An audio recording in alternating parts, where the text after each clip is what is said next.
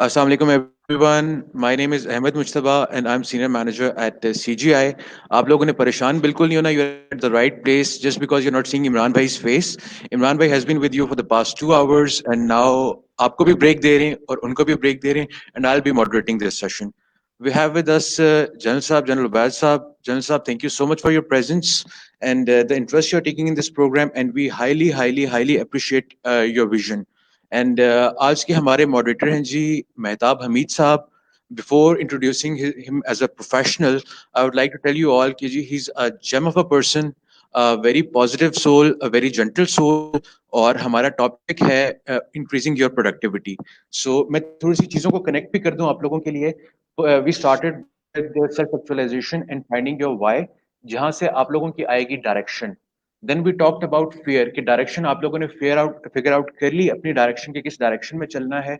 उसके बाद fair remove कर लिया. अब आती है प्रोडक्टिविटी कि कैसे अपनी स्पीड को 2x 4x 6x करके चलना है. सो मेहताब साहब इज द ट्रेनर.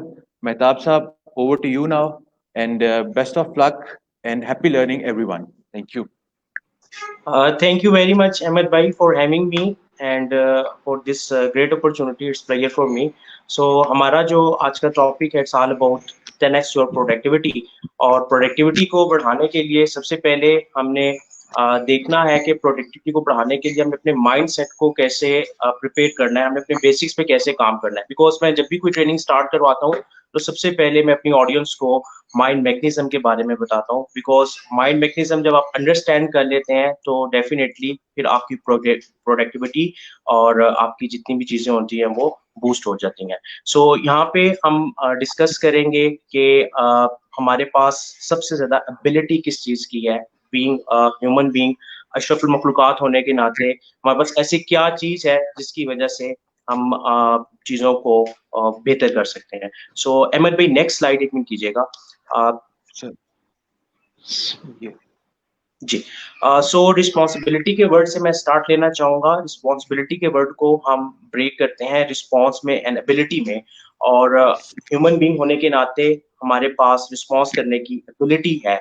और जब ये एबिलिटी हम वाइजली और डायरेक्शन में इस्तेमाल करते हैं तो हमारी प्रोडक्टिविटी बढ़ना शुरू हो जाती है और हमारे जो काम है वो बूस्ट होना शुरू हो जाते हैं. सो सबसे पहले हमने ये देखना है. इसके बाद एक नेक्स्ट इक्वेशन है, ये बहुत ही इंपॉर्टेंट इक्वेशन है. It's life equation. इस इक्वेशन के अंदर हम देखेंगे E plus R equal to O. So E stand for event, R stand for response and O stand for outcome. ये इक्वेशन बड़ी इंपॉर्टेंट है. इसमें जो आउटकम है वो डिपेंड कर रहा है आपके इवेंट पे और आपके रिस्पॉन्स पे, आपके इवेंट पे और आपके रिस्पॉन्स पे. बट द थिंग इज कि यहाँ पे हमारे कंट्रोल में कौन सा वेरिएबल है.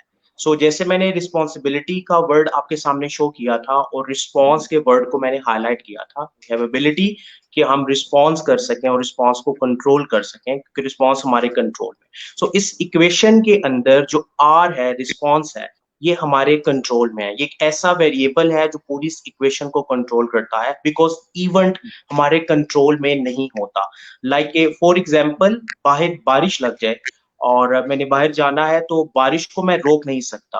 बारिश का जो इवेंट है वो मेरे कंट्रोल में नहीं है. मेरे कंट्रोल में मेरा रिस्पॉन्स है. मैं अपने रिस्पॉन्स से उस इवेंट पे बिहेव करूंगा और उसके नतीजे में मेरी आउटकम जो है वो पॉजिटिव भी हो सकती है, नेगेटिव भी हो सकती है और मेरी प्रोडक्टिविटी बढ़ भी सकती है, कम भी हो सकती है और नॉर्मल भी रह सकती है. सिमिलरली यहाँ पे रिस्पॉन्स को हमने कंट्रोल करना है. नेक्स्ट स्लाइड प्लीज अहमद भाई.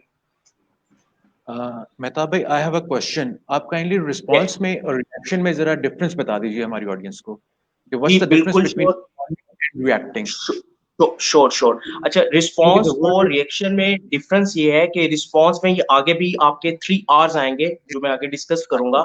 रिस्पॉन्स में आप अपने ब्रेन के अपर पार्ट को लेके आते हैं और आप वाइजली चीजों को रिस्पॉन्स करते हैं, और ये डिपेंड कर रहा होता है आपके इनर माइंड सिस्टम पे, आपके इंटरनल रिप्रेजेंटेशन पे। जैसे मैंने भी स्टार्ट में कहा था कि मैं सबसे पहले माइंड मैकेनिज्म को डिस्कस करता हूँ, तो ये मैं इक्वेशन इसलिए स्टार्ट ले रहा हूँ कि यहाँ पे हम माइंड मैकेनिज्म को डिस्कस करेंगे आगे जाके कि कैसे इंफॉर्मेशन हमारी सेंसेस से आती है और हमारा इंटरनल रिप्रेजेंटेशन सिस्टम उसको कैसे रिस्पॉन्स करता है।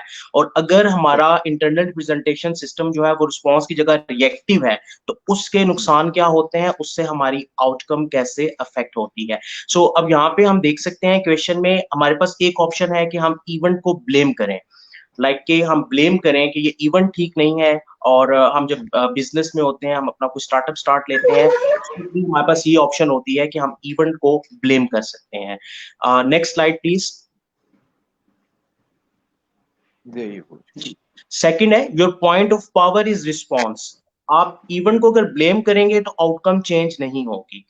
कि मैं True. ब्लेम करता रहूं कि मेरा अभी ऑनलाइन सेशन कनेक्ट नहीं हो पा रहा, तो ये ब्लेमिंग है। मुझे देखना होगा कि मैंने रिस्पॉन्स कैसे करना है। कि मैंने आपको कहा कि मैं अभी लैपटॉप से ऑनलाइन नहीं हूं, तो आपने रिस्पॉन्स करके कनेक्टिविटी की, और हमारी आउटकम जो है, जो डिजायर आउटकम थी, वो हमारे सामने है। True. So your point of power is your response, और इसी रिस्पॉन्स की बेस पे आपकी आउटकम जो है वो चेंज होगी। Next slide. So basically, the point is कि जी आपका जो है response है वो solution oriented होना चाहिए. You should be focused on the solution, not the problem, right? Yes, आपने प्रॉब्लम के सॉल्यूशन पे फोकस करना है, प्रॉब्लम को आपने एनालाइज करके सॉल्यूशन पे फोकस करना है, और आपने रिस्पॉन्सिव रहना है। अब आप देखें कि हम लोगों ने जिन चीजों को छोड़ना है, हम ब्लेमिंग जो करते हैं, कंप्लेनिंग करते हैं, और जिसकी वजह से हमारी आउटकम जो है वो हमारे कंट्रोल में नहीं रहती, कि हम अपनी आउटकम को अपने इवेंट पर रख देते हैं, जिसकी वजह से हमारी आउटकम हमारे कंट्रोल में बिल्कुल नहीं होती। Next slide please.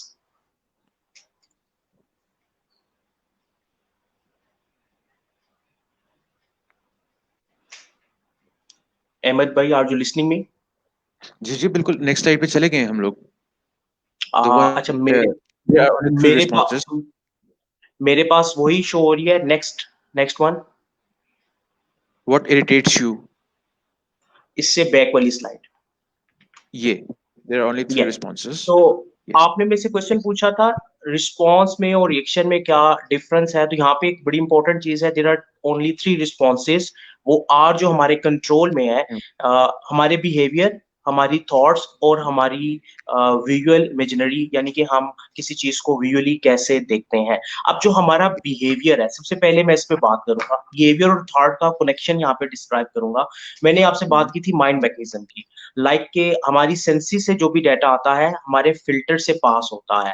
अब हमारे फिल्टर में कुछ हमारी ऑलरेडी बिलीव्स, कुछ हमारे ऑल प्री रिक्विजिट पड़े हुए होते हैं, जिनसे वो फिल्टर होके हमारे इनर रिप्रेजेंटेशनल सिस्टम के साथ जाके मिलता है, जिससे हमारी थॉट, अंदर की जो इनर थॉट है वो, और जो डाटा हमें रिसीव हुआ हमारी सेंसेस से, वो कंबाइन होते हैं, हमारी फिजियोलॉजी उसके साथ मिलती है, और हमारा बिहेवियर बनता है।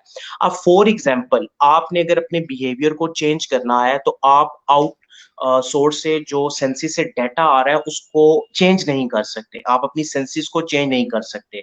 आप अगर चेंज कर सकते हैं तो अपने फिल्टर को चेंज कर सकते हैं, अपनी इनर रिप्रेजेंटेशन को चेंज कर सकते हैं, जो आपकी इनर रिप्रेजेंटेशन है। और वो इनर रिप्रेजेंटेशन डिपेंड कर रही होती है आपकी थॉट्स पे, कि आप सोचते कैसे हैं। सो थॉट्स पे हमने बहुत ज्यादा काम करना है। हम अगर अपनी प्रोडक्टिविटी को बढ़ाना चाहते हैं, तो देखना होगा कि हमारी थॉट कैसी है, हम पॉजिटिव सोच रहे हैं या नेगेटिव सोच रहे हैं। पॉजिटिव थॉट आपकी प्रोडक्टिविटी को बहुत ज्यादा बढ़ाती है, जबकि नेगेटिव थॉट जो है, जो ब्लेमिंग है, is a source of negativity. ये आपके इनर सिस्टम को टोटली जो है इफेक्ट करती है, जिसकी वजह से आपका रिस्पॉन्स जो है, और जो आपकी आउटकम है, वो टोटली डैमेज हो जाती है। Next slide please.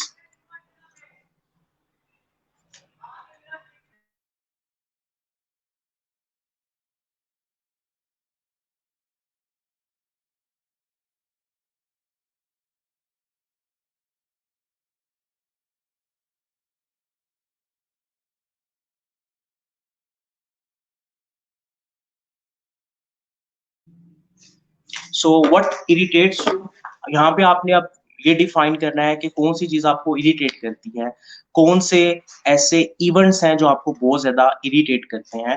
जो इवेंट्स आपको इरिटेट करते हैं आपने उनकी लिस्ट बनानी है, बिकॉज ये आपके रिस्पॉन्स को अफेक्ट करती है या आपके इनर सिस्टम को अफेक्ट करती है। सो अगर आप इरिटेशन के इन्वायरमेंट में काम करेंगे तो उससे आपकी प्रोडक्टिविटी जो है बहुत ज्यादा अफेक्ट होगी। सो आपने एक लिस्ट बनानी है जिसमें आपने अपने इरिटेशन वाले इवेंट्स को नोट डाउन करना है और आपने देखना है कि आपने उन इरिटेशन वाले इवेंट्स को रिस्पॉन्स कैसे करना है। बिकॉज जो इवेंट्स हमें इरिटेट करते हैं अमूमन हम वहाँ पे रिएक्ट करते हैं, हमारी जो रिस्पॉन्स की एबिलिटी है वहाँ पे थोड़ी सी वीक होती है, वहाँ पे एकदम से हम रिएक्ट कर रहे होते हैं। सो आपने यहाँ पे मेक श्योर करना है कि जो इरिटेशन वाले इवेंट्स हैं आप उनको आइडेंटिफाई करें, और आइडेंटिफाई करने के बाद उसी के मुताबिक देखें कि आप उसको कैसे डील करेंगे। बिकॉज इरिटेशन वाले इवेंट्स में मैं आपको बार बार बता रहा हूँ कि अमूमन हम लोग रिएक्ट करते हैं, जिसकी वजह से हमारी प्रोडक्टिविटी बहुत ज्यादा अफेक्ट होती है। Next slide please.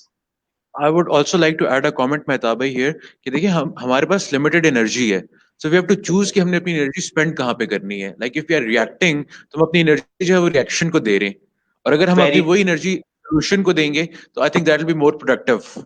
Very true, very true, बिल्कुल ठीक है अहमद भाई आपने। सो ये एक हमने आगे लिस्ट बनाई हुई है जिसमें आपने अपने इरिटेशन के इवेंट्स लिखने हैं और उनको देखना है कि आपने कैसे रिस्पॉन्सिवली डील करना है, आपने रिएक्ट नहीं करना। जैसे अहमद भाई ने कहा कि हमारी एनर्जी भी लिमिटेड है, सो एनर्जी आपकी ड्रेन हो जाएगी अगर आप रिएक्ट करेंगे। Next slide please. सो अब हम आ रहे हैं टिप्स पे कि वो कौन सी ऐसी टिप्स हैं जिनसे हमारी प्रोडक्टिविटी जो है वो बूस्ट हो सकती है। अभी हमने स्टार्ट में जस्ट माइंड मैकेनिज्म को थोड़ा सा डील किया, अपने रिस्पॉन्स की एबिलिटी को डील किया, और हमने एक इक्वेशन देखी कि हमारी आउटकम किस फैक्टर से अफेक्ट होती है, और वो जो फैक्टर था ओनली वन और रिस्पॉन्स। अगर हम रिएक्ट करेंगे तो हमारी आउटकम अफेक्ट होगी। सो पहली टिप नंबर वन है कि आपने मल्टीटास्किंग को क्विट करना है। जब आप किसी भी काम की प्रोडक्टिविटी को बढ़ाना चाहते हैं तो वहां पे आपको मल्टीटास्किंग को क्विट करना पड़ता है। इसकी रीजन क्या है? हमें लगता है कि हमारा ब्रेन मल्टीटास्क कर रहा है, जबकि हमारा ब्रेन मल्टीटास्क नहीं करता। ये एक टास्क से दूसरे टास्क पे स्विच होता है। जैसे अहमद भाई ने कहा कि हमारी जो एनर्जी है वो लिमिटेड है, तो जब हम अपने स्टार्टअप में, अपने बिजनेस में होते हैं और हम मल्टीटास्किंग के ऊपर जब अपना फोकस करते हैं तो इसकी वजह से हमारी एनर्जी बहुत ज्यादा सर्व हो रही होती है, जिसकी वजह से जो प्रोडक्टिविटी का लेवल हम चाह रहे होते हैं वो हमें अचीव नहीं हो सकता। सो हमें मेक श्योर करना है कि मल्टीटास्किंग को कम से कम करना है और सिंप्लिसिटी में रहना है। एक एक टाइम पे एक प्रोजेक्ट के ऊपर आपने फोकस करना है, उससे आपकी कंप्लीट एनर्जी, कंप्लीट फोकस उस प्रोजेक्ट पे होगा, जिसकी वजह से ये होगा कि आपकी प्रोडक्टिविटी बढ़ जाएगी। Next slide please.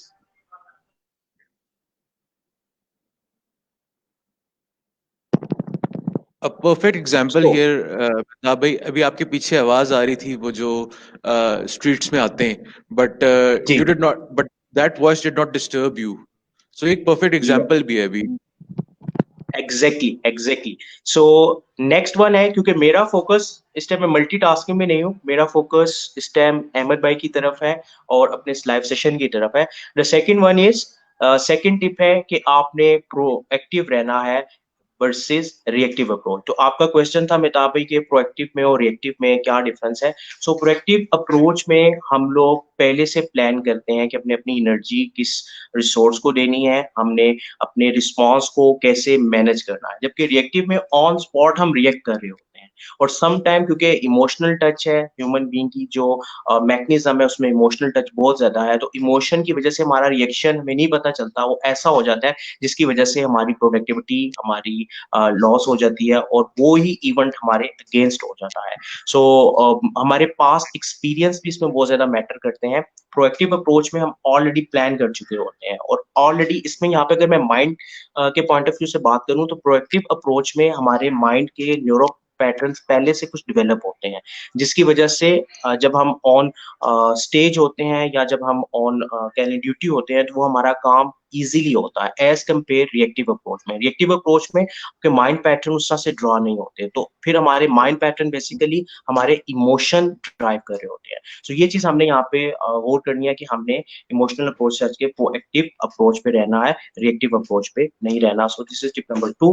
पहली टिप में हमने देखा कि हमने मल्टीटास्किंग को क्विट करना है। इन सेकंड हमने प्रोएक्टिव अप्रोच पे रहना है एज कंपेयर रिएक्टिव अप्रोच पे। Next slide please. बिल्कुल, अभी आप जब प्रोएक्टिव अप्रोच की बात कर रहे थे मेहताब भाई, तो एक एग्जांपल जो मेरे माइंड में आ रही थी वो शर्लॉक होम्स की थी कि समथिंग वुड हैपन और उसके माइंड में एकदम से फाइल्स आ जाएंगे and he would refer to those files and he will solve the case. Here you go जी, next slide. Okay, this is very important. Get clear about your goals, कि आपने अपने गोल्स के बारे में क्लियर होना है। Clarity is power. बिकॉज मैं जब यूथ के साथ काम करता हूँ, स्टार्टअप्स के साथ काम करता हूँ, लाइफ कोचिंग में, परफॉर्मेंस कोचिंग में जब मैं काम करता हूँ, सो लैक ऑफ क्लैरिटी का फैक्टर मेरे सामने आता है कि आपके गोल क्लियर नहीं होते। और जब आपके गोल क्लियर नहीं होते तो डेफिनेटली जब आपके गोल क्लियर नहीं होते तो उससे आपकी प्रोडक्टिविटी बहुत ज्यादा अफेक्ट होती है। बिकॉज आपके माइंड को एक कंप्लीट रोड मैप नहीं मिलता और आपका माइंड स्विच करता है। जैसे हमने मल्टीटास्किंग को क्विट करने की बात की थी, तो फिर आजकल डिस्ट्रैक्शंस बहुत ज्यादा हैं, आगे हम देखेंगे। इस वजह से हमारा माइंड डिफरेंट टास्क पे स्विच कर रहा होता है। तो जब आपके गोल क्लियर होते हैं, प्रोटोटाइज होते हैं और आपने उनको टोटली क्लियर किया हुआ होता है, तो आपका माइंड ऑन ट्रैक होता है, जिस वजह से आपका रिस्पॉन्स आपके कंट्रोल में होता है, जिससे आपकी आउटकम आपके कंट्रोल में रहती है और डिजायर आउटकम आपको मिलती है। जो प्रोडक्टिविटी आप बढ़ाना चाह रहे हैं वो आपके कंट्रोल में होती है। नेक्स्ट स्लाइड प्लीज, ये इसी गोल से रिलेटेड है जी। So measurable in space and time. Goal हम सेट कर लेते हैं बट हमारे गोल टाइम और स्पेस के लिहाज से मेजरेबल नहीं होते। आपका गोल कब कंप्लीट होगा और गोल की आप उसको मेजर कैसे कर सकते हैं? आपके मेजरेबल पैरामीटर होने चाहिए गोल के। लाइक कि मैं चाहता हूं कि मेरा एक प्रोजेक्ट जो है वो जनवरी 2021 में कंप्लीट हो। सो जनवरी की कौन सी डेट को कंप्लीट होगा, उसमें मेरी आउटकम कितनी होगी, उस गोल से डिजायर मेरी आउटकम क्या है। सो आपने इसको मेजरेबल पैरामीटर्स में रखना है। बिकॉज अमूमन हम लोग गोल बना लेते हैं, वो वेग होते हैं। जब वेग गोल होते हैं तो हमारे माइंड से जो फ्रीक्वेंसी निकल रही है वो भी वेग होती है, जिसकी वजह से वो रिस्पॉन्स हमें नहीं मिलता। सो अगर आप एक्यूरेट रिस्पॉन्स चाहते हैं, आप डिजायर आउटकम चाहते हैं, तो आपके गोल मेजरेबल होने चाहिए, स्पेसिफिक होने चाहिए, टाइम के लिहाज से और आउटकम के लिहाज से। सो ये बहुत इंपॉर्टेंट स्टेप है। गोल सेटिंग के अंदर मैंने देखा है कि यूथ में ये प्रॉब्लम होती है कि उनके गोल्स मेजरेबल नहीं होते। कहते हैं कि हम ये चीज अचीव करना चाहते हैं बट उसमें टाइम बाउंडनेस नहीं होती। जब आप इसको स्पेसिफिक करते हैं तो आपकी ब्रेन की, जैसे अहमद भाई ने बड़ी अच्छी बात की थी कि ब्रेन की एनर्जी लिमिटेड है और वो वेस्ट हो जाती है। सो आपकी ब्रेन की एनर्जी कंप्लीटली फिर आपके गोल पे सर्व हो रही होती है, वो ड्रेन नहीं होती, आपकी एनर्जी लीक नहीं होती। इससे आपकी प्रोडक्टिविटी बढ़ सकती है। सो अपने गोल्स को आपने डिफाइन करना Mehtab bhai, we have a question here. Please do mention if there is any goal setting template you want to recommend. Yes, इसमें 7 स्टेप्स होते हैं गोल सेटिंग के। आपको मैं वो बाद में टेम्पलेट भी इस पे शेयर कर दूंगा। और 7 स्टेप्स में ये होता है कि सबसे पहले मैं इसको थोड़ा सा डिफाइन करता हूँ। सबसे पहले आपने जो भी गोल सेट करने हैं, आप एक पेपर लें, पेंसिल लें और बैठ जाएं, उसको कैप्चर करें। फर्स्ट स्टेप आता है कैप्चरिंग, कैप्चरिंग योर गोल, कि आपके माइंड में जो भी गोल है आप उसको कैप्चर करें रिटन फॉर्म में। बिकॉज रिसर्च के मुताबिक जब आपके गोल्स रिटन होते हैं तो उनकी आउटकम बेहतर होती है एज कम्पेयर कि वो जस्ट आपके माइंड में है। सो सबसे पहला स्टेप है कि आपने उसको कैप्चर करना है। कैप्चर करने के बाद आपने उसके ऊपर प्लान बनाना है कि आप इस गोल को अचीव कैसे कर सकते हैं। आपके पास पॉसिबल प्लान्स क्या है, कौन से वेज हैं जिन वेज को अपना के आप अपने गोल तक पहुंच सकते हैं। तो सेकंड स्टेप है कि आपने उसमें प्लानिंग करनी है। पहले कैप्चरिंग करनी है, सेकंड में आपने प्लानिंग करनी है। प्लानिंग के बाद थर्ड ये है कि उस प्लान को आपने ऑर्गेनाइज करना है सिस्टमैटिक स्टेप्स में, यानी कि आपने उसकी स्ट्रेटजीज बनानी है। फर्स्ट में कैप्चर करना है, सेकंड में आपने प्लानिंग फेज करना है। पहली प्लानिंग फेज आपकी रैंडम होगी, थर्ड स्टेप में आप उसको स्पेसिफिक करेंगे। जैसे ये मेजरेबल है, सो स्पेसिफिक करके आप उसको बिल्कुल पॉइंट्स में लिख लेंगे कि आपने कौन कौन से स्टेप्स उठाने हैं। फोर्थ स्टेप इसमें ये है कि आपने पहला स्टेप उठाना है, यानी कि एक्शन के लिए पहला स्टेप आपने उठाना है, आपने एक्शन करना है एग्जीक्यूशन के लिए। फिफ्थ स्टेप ये है कि डेली आपने अपने गोल के लिए मिनिमम एक स्टेप लाजमी उठाना है। डेली, बिकॉज जब आप डेली अपने गोल के लिए कोई स्टेप उठाते रहते हैं तो आपके न्यूरो पैटर्न्स डेवलप होते हैं और आपके सबकॉन्शियस में आपका वो गोल जो है ऑल टाइम एक्टिव रहता है। बिकॉज अगर आप डेली अपने गोल को टाइम नहीं देते जो आपके लिए इंपॉर्टेंट है तो आपके सबकॉन्शियस में वो डिम होना शुरू हो जाता है। सो आपने अपने सबकॉन्शियस में, अपने ऑटो पायलट में अपने गोल को नॉमिनेट करना है, उसको प्रोमिनेंट रखना है। सो ये एक सिंपल सा मैंने टेम्पलेट यहाँ पे शेयर किया। इसके अलावा मैं डॉक्यूमेंट भी शेयर कर दूंगा जिसमें स्टेप है। एक स्टेप और इसमें है कि आपने अपने गोल को कंप्लीट होते हुए इमेजिन करना है। ये आगे एक स्टेप आएगा, यानी इमेजिनेशन का काम है कि आपने अपने गोल को कंप्लीट होते हुए देखना है डेली, आइज क्लोज करनी है। बिकॉज आपके ब्रेन को नहीं पता कि वो फिजिकली कंप्लीट हो रहा है या नहीं, बट आपने अपने ब्रेन को रियलाइज करवाना है कि ये गोल कंप्लीट हो रहा है, कंप्लीशन की तरफ आप जा रहे हैं। सो ये एक स्टेप है, एक टेम्पलेट है छोटा सा जिसको आपने अडॉप्ट करना है गोल की अचीवमेंट के लिए।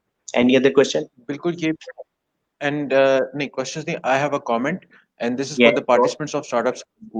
आगे चल के हम लोग आपको आपके स्टार्टअप के लिए केपीआईज की परफॉर्मेंस इंडिकेटर्स सेट करना भी सिखाएंगे, सो स्टे ट्यून्ड विद इंशाल्लाह। Us, will take care of it इंशाल्लाह। Next slide please.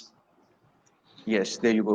Okay, so third tip है आपकी कि आपने डिस्ट्रैक्टर्स जो हैं अपने उनको मिनिमाइज करना है। बिकॉज जब हम सोशल मीडिया से आजकल बहुत ज्यादा एसोसिएट है और मोबाइल, लैपटॉप। अब होता क्या है कि मैंने अगर अपनी ईमेल देखनी है तो मैं मोबाइल पे नहीं देखता, मैं उसके लिए लैपटॉप को ऑन करता हूँ। बिकॉज अगर मैं मोबाइल पे ईमेल के लिए जाता हूँ तो माइट बी मैं किसी पॉपअप नोटिफिकेशन पे व्हाट्सएप पे चला जाऊँ, माइट बी मैं किसी पॉपअप नोटिफिकेशन पे फेसबुक पे चला जाऊँ।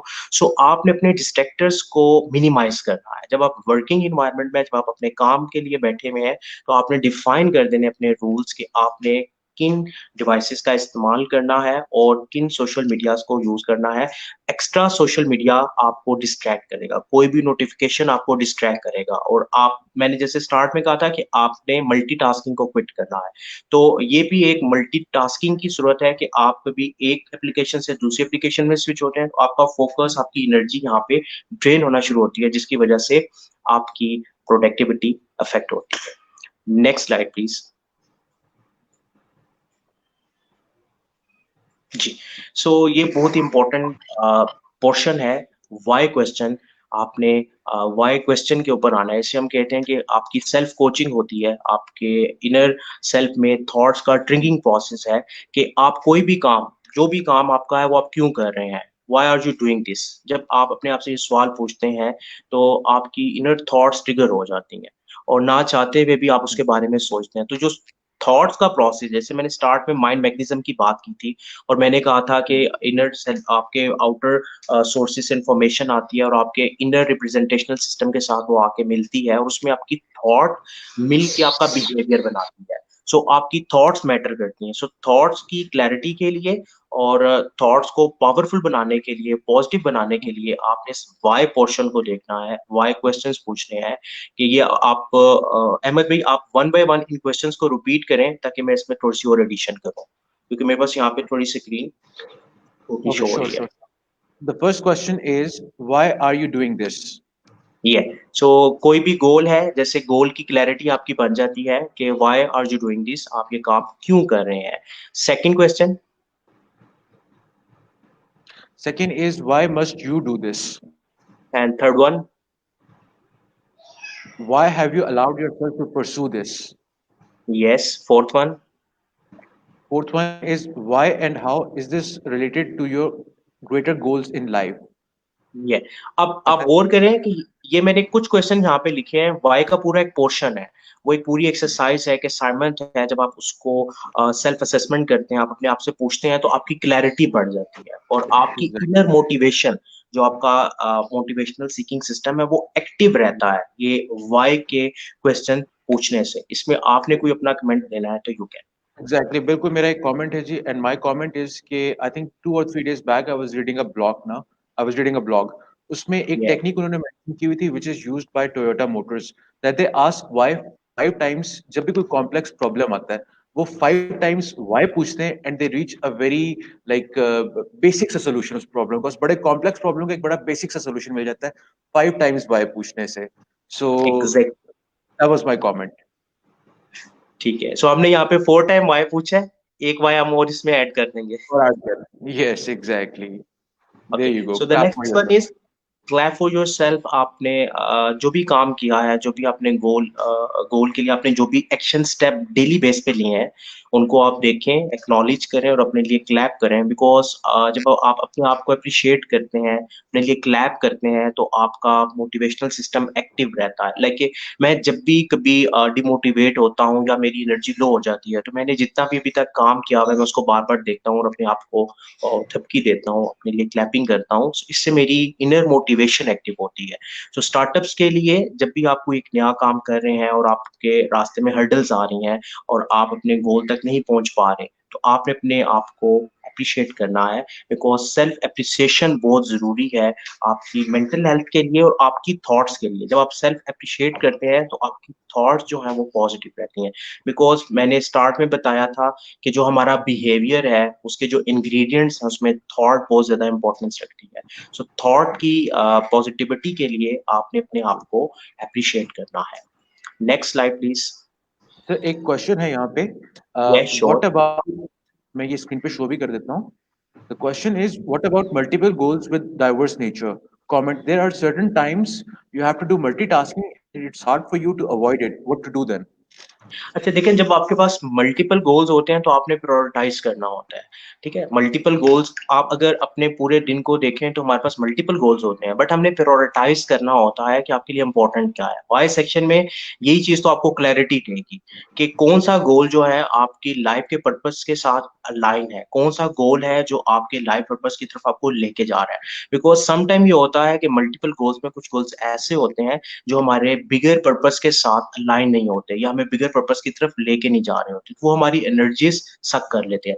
तो हमने डिफाइन करना है, प्रायोरिटाइज करना है कि हमारे लिए सबसे प्रायोरिटी नंबर 1 पे गोल कौन-सा है। लाइक कि इस पे हम एक एक्सरसाइज करवाते हैं जिसमें हमारे पास 5 से 10 या बहुत से गोल्स हो सकते हैं, उसमें हम प्रायोरिटाइजेशन का एक प्रोसेस चलाते हैं और प्रायोरिटाइज करते हुए जो सबसे टॉप प्रायोरिटी पे गोल होते हैं, सबसे पहले हम उसे देखते हैं। सो आपने प्रायोरिटाइज करना है। मल्टीपल गोल्स को आप एक साथ अगर मल्टीटास्किंग के वाया करेंगे तो वो गोल्स की तरफ आपके एक्शंस तो होंगे बट आपकी प्रोडक्टिविटी नहीं बढ़ेगी। सो प्रोडक्टिविटी को जो आपने बढ़ाना है, बूस्टर देना है, उसके लिए आपने मल्टीटास्किंग को अवॉइड करना है। आई एग्री के सम टाइम हमें मल्टीटास्किंग को अवॉइड नहीं कर सकते बट प्रायोरिटाइजेशन आपने फिर वहाँ पे कर देनी है। प्रायोरिटाइज करके आप पहले उस काम को करें जिसकी प्रायोरिटी सबसे ज़्यादा है। I hope Azimi Saab's question is answered. Moving to the next slide.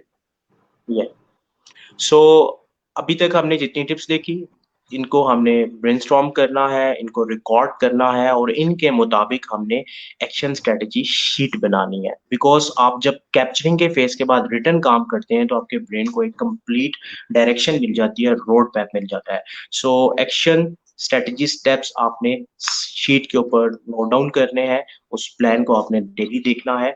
ये बहुत ज़रूरी है बिकॉज़ बहुत सा काम हम कैप्चर नहीं करते। सो माइंड के अंदर वो अ, घूमता रहता है, जिसकी वजह से हमारी प्रोडक्टिविटी अफ़ेक्ट होती है। सो एक्शन स्ट्रैटेजी शीट आपने इसमें लाज़मी बनानी है।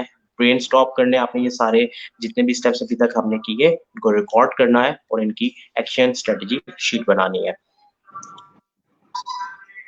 अच्छा जी, this is very important point. अभी तक हमने जितनी भी बात की, नाउ इट्स टाइम कि हमने ब्रेक को रिलीज करना है। बिकॉज लेट्स सपोज मैं एक शानदार कार में बैठा हूँ लाइक मर्सिडीज और गाड़ी स्टार्ट है और मैं बैठा हुआ हूँ, मैं रेस भी प्रेस कर रहा हूँ बट मेरा एक पाँव ब्रेक के ऊपर है, तो आपको क्या लगता है कि गाड़ी चलेगी? कभी भी नहीं।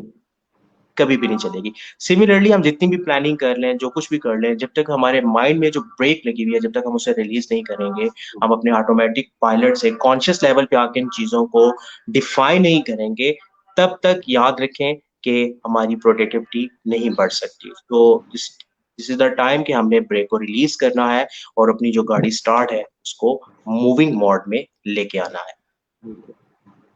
Very beautiful. So here is top 3 learning from this program.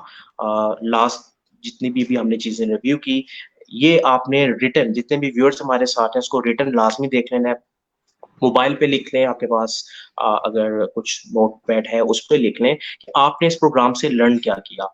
This is called reflection phase. कोई भी ट्रेनिंग मैं जब करवाता हूँ तो लास्ट में मैं रिफ्लेक्शन लाजमी करवाता हूँ, बिकॉज अगर आप रिफ्लेक्शन ना करें तो आपकी ट्रेनिंग कह लें कि हाफ तो वहां पे जाया होगी। रिफ्लेक्शन से होता है कि आपको रियलाइज हो जाता है कि आपने जो लर्निंग इस प्रोग्राम से ली है उसका अंडरस्टैंडिंग लेवल क्या है। My top 3 learning from this program, viewers ने इसको लिखना है अपने पास। आपको इस प्रोग्राम से जो भी लर्निंग हुई उसको अपने पास नोट डाउन करें। And the next slide. Sir एक क्वेश्चन है, I'll show it on the screen. Some ये time depression, anxiety resistance in our goals. So how to work on it? Ikramullah का अच्छा देखिए, क्वेश्चन है sir. Okay so depression anxiety हमारे goals में तब रेजिस्टेंस बनती है जब हमें क्लैरिटी नहीं होती। डिप्रेशन और एंजाइटी का ताल्लुक हमारी थॉट से, मैंने आपको पहले कहा था कि वो जो माइंड मैकेनिज्म आपको बताया था, जो हमारा इनर सेल्फ है वो कंफ्यूज होता है। रीजन क्या है इसको मैं थोड़ा सा एक्सप्लेन करता हूँ। मेरे इनर सेल्फ में कुछ और चल रहा है, मेरे आउटर सेल्फ में इवेंट्स में कुछ और चल रहा है, मेरे एक्शंस में कुछ और चल रहा है। सो माइंड, एक्शंस और आपका इनर सेल्फ जितना भी है, आपका जो इनर सिस्टम है वो कन्फ्लिक्शन में आ जाता है। वो कन्फ्लिक्ट कर रही होती हैं, चीजें अलाइन नहीं होती। सो वाई का सेक्शन बहुत ज्यादा इसमें इंपॉर्टेंट है। जब आप वाई के क्वेश्चन पूछते हैं तो आपको क्लैरिटी आती है, और जब आप अपने गोल्स को मेजरेबल बनाते हैं तो आपको क्लैरिटी आती है। Clarity is power. सो जितनी ज्यादा क्लैरिटी होगी आपका डिप्रेशन का लेवल उतना ही कम होता जाएगा, आपको एंजाइटी नहीं होगी। तो अल्टीमेटली आपके गोल्स में ये रेजिस्टेंस नहीं आएगी। गोल्स में रेजिस्टेंस आती तब है जब आपको क्लैरिटी नहीं होती। तो यहाँ पे आपने क्लैरिटी के फेज पे बहुत ज्यादा काम करना है, वाई फेज पे बहुत ज्यादा काम करना है।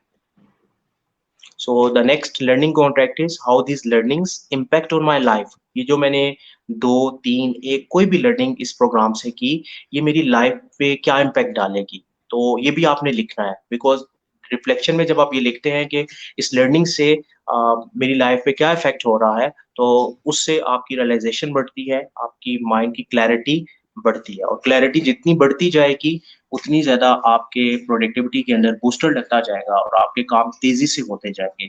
रेजिस्टेंस आपकी उतनी कम होती जाएगी, बिकॉज रेजिस्टेंस माइंड में जितनी ज्यादा होगी उतनी आपकी चीजें स्लो होंगी। सो माइंड की रेजिस्टेंस को हमने कम करना है, उसके लिए हमने माइंड मैकेनिज्म को समझा। हमने देखा कि हमारा बिहेवियर कैसे जनरेट होता है, और बिहेवियर के जनरेट होने में जो इंग्रेडिएंट्स हैं उनको हमने कैसे इस्तेमाल करना है, और उसमें कौन कौन से वेरिएबल्स हमारे इख्तियार में है। लाइक हमने रिस्पॉन्स की बात की थी, थॉट की बात की थी, इवेंट की बात की थी। सो ये सारी चीजें आपने लिखनी है, और लिखने के बाद देखना है कि इनका हमारी लाइफ पे क्या इम्पैक्ट है। So this is the last slide जी, मेहताब भाई का contact information. If you guys have any questions, he's been kind enough कि उन्होंने अपना contact number भी आपके साथ share कर लिया है. So please do reach out to him and ask him. Sir, any input from your side, sir? I would just say that excellent lecture once again. I think the series of lectures we have are definitely at par with what our goals and objectives were. Obviously, all the time one feels that time was less and there was a lot to be learned. But it can't be that he. I mean, it's not justice to asking him that he should squeeze everything in 1 hour. Most of the people would not even remember half of it. But I think the best part I liked was that at the end of the day, he has asked somebody to jot down what they have learned and how do they affect their own lives. So I think that it will also help our children to get this clarity in their mind that what have you learned and how do they align with your goals. And secondly, obviously, all those distractions will automatically be then prioritized, if not outrightly rejected, because maybe those all of those multitaskings may be not relevant, but maybe 50% of them could be relevant in some percentage or otherwise. So you have to be at times half multitasking also, but in that case he has also given you a very good idea that it should be prioritized. So whichever is the topmost distraction, it should be just discarded. But if it is aligned with your goal, give it a little bit of attention. But the main should be always that what is your goal? As I was discussing in the last lecture, the think big and act small. So that's I think it also fits into his lecture that whatever distractions are, think small about them and keep these distractions away. But that would only be done if you have your entire goal or actual objective of life in always in your real mind. So your mind actually in the subconscious is always working, even when you're sleeping. So they are taking advantage of the working of the mind, which goes into the realm of psychology maybe, but this is a very common thing. I am sure these youngsters would have experienced it. Even you people must have experienced it. At times when a problem is too big, I used to do it with me in metric, I suppose, when there was a question of maths and I could not solve it.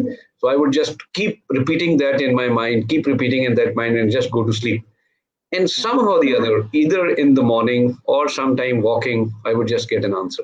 This is something which I cannot explain. Maybe a psychologist or some sort of a person who's working with the brain might be able to do that. But Allah has God given us so much of gifts. It's just like there is a multitasking in our mind also going on, which we do not know. There's some section which has been tested. You have given a problem to that thing, and it's not resting. You are resting, but the mind part is not resting. So it finds an answer for you and gives it out to you as if you had done it.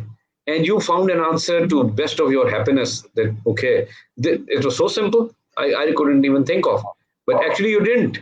It was your brain which actually gave you this answer. So this is something I think which is, I cannot explain it, I mean, logically, but this is an illogical thing, but it does give you an output, which is, I mean, helpful to everybody. So I think it was a wonderful lecture. There's no doubt we will keep bothering Mehtab for wherever he fits into our overall jigsaw puzzle picture, as I call it, because everything is tailor-made to fit into that picture. So I'm sure we are trying to assess everybody where we can best utilize them for best output. So our response would be proactive, actually, to learn from your proactive and reactive thing. We will always be proactive. We will think where you can fit, and to the best of our achieving the goal of $500 billion Pakistan economy by 2030. So thank you very much once again. Sir, you explained it all without explaining it, actually. You explained everything without explaining it. You kept on saying, "No, I can't explain." You explained it without explaining it. So that was very beautiful. That was a wonderful conclusion. Mehtab bhai, That thank is you so actually, much.